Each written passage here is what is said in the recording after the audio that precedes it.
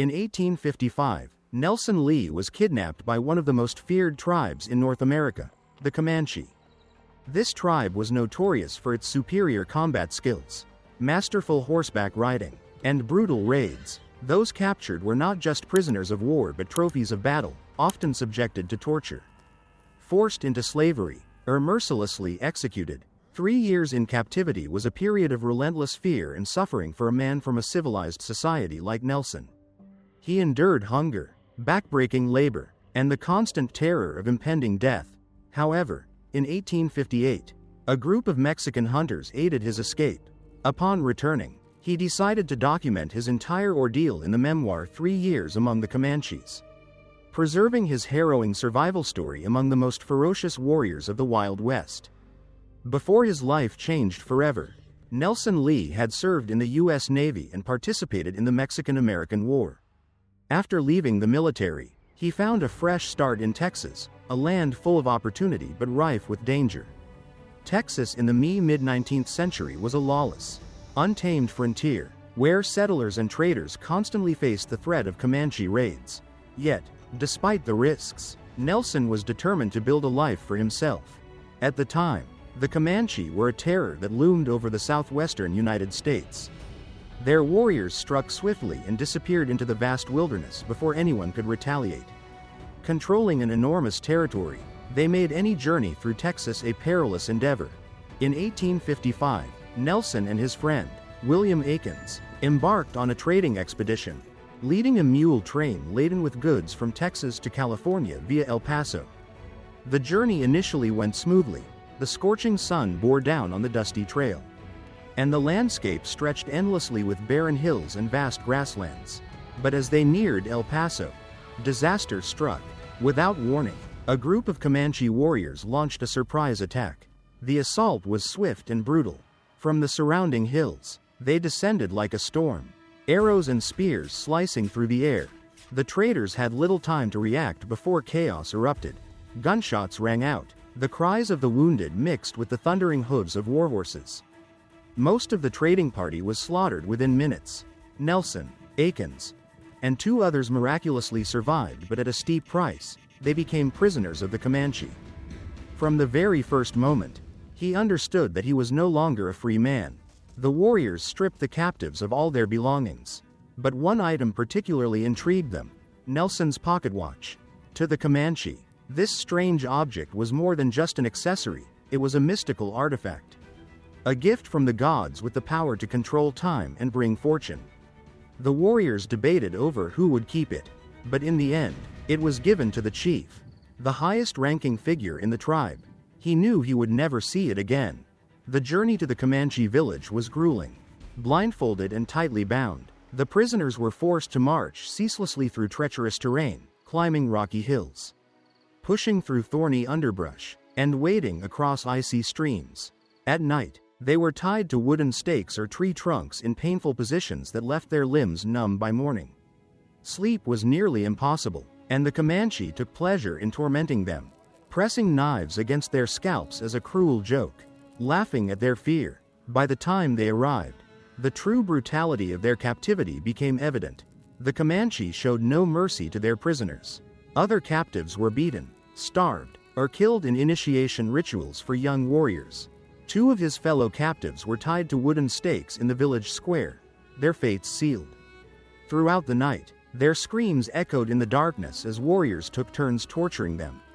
By dawn, they were dead. Strangely, Nelson and his friend Aikens were spared. Perhaps the tribe's superstition regarding the pocket watch saved them. Instead of execution, they were turned into slaves, tasked with tending horses, gathering firewood, and performing menial labor. Over time, he observed the Comanche's way of life, how they hunted, forged weapons, and rode their horses with unparalleled skill. He slowly earned a sliver of trust from the tribe, though he remained a prisoner. Surviving in a Comanche village meant adapting or perishing.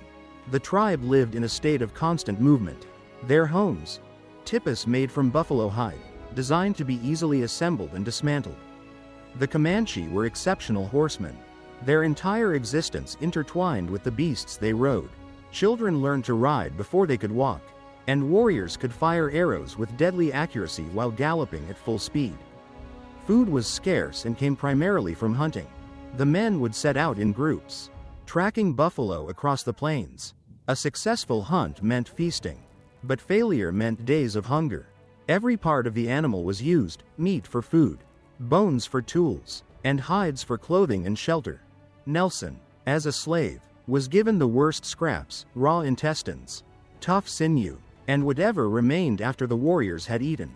There were days when he was forced to survive on nothing but tree bark and insects. Water was rationed, and physical punishment was common for even the smallest perceived offenses. The Comanche, lords of the southern plains, were a people both admired and feared. Their mastery of the horse, their unmatched skill in warfare, and their fierce independence made them one of the most formidable forces on the American frontier. Yet, to fall into their hands as a captive was to enter a world where survival meant more than strength. It demanded submission, cunning, and an unbreakable will. Nelson had learned this bitter truth the moment he was taken. His village had fallen swiftly, smoke curling into the sky, the scent of burning wood and fear lingering in the air. The Comanche had descended like a storm, swift and merciless. The bodies of those who resisted lay cold and still, their defiance crushed beneath the hooves of Comanche ponies. But Nelson lived. He lived because he had value.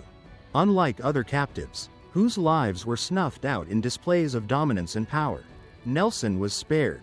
The Comanche saw something in him, perhaps a skill that could be traded, or strength that could be put to use. But mercy had no place here. His survival came with a cost. For women, survival often meant something worse than death.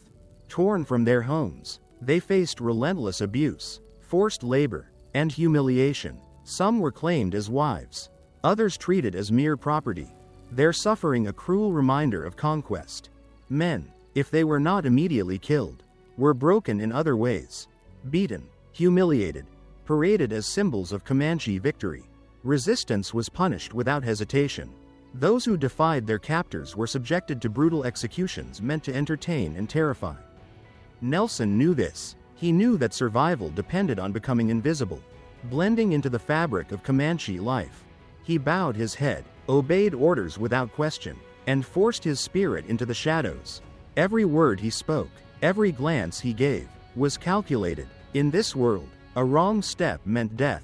Over time, he picked up their language, understanding their conversations and, more importantly, their plans. He watched how they fought, how they communicated during raids, and where their weaknesses lay.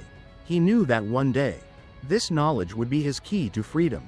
Months later, Nelson was sold to Roland Thunder, a feared and ruthless Comanche chief.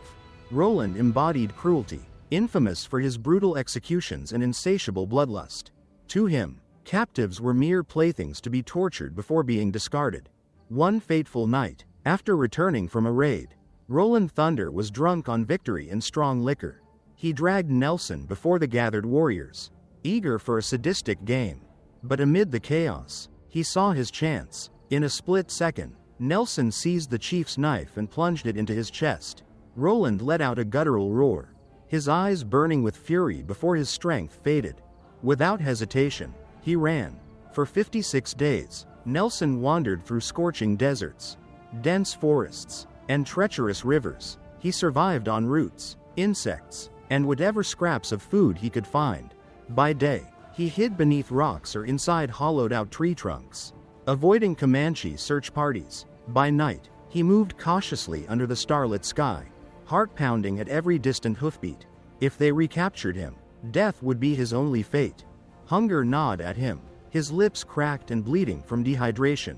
More than once, he believed he would collapse, becoming yet another nameless victim of the wilderness. But his will to live never wavered. Finally, he stumbled upon a group of Mexican hunters. At first, they were wary, unsure of who he was. But upon seeing his emaciated frame and scar-covered skin, they took pity on him. They provided water, food, and shelter. 6 weeks later, with their help, Nelson returned to New York. Stepping onto familiar streets in 1858, everything felt both foreign and familiar. He was Nelson, yet no longer the same man. The memories of his life among the Comanche would never fade. And so, he He began writing his own book called 3 Years Among Comanche.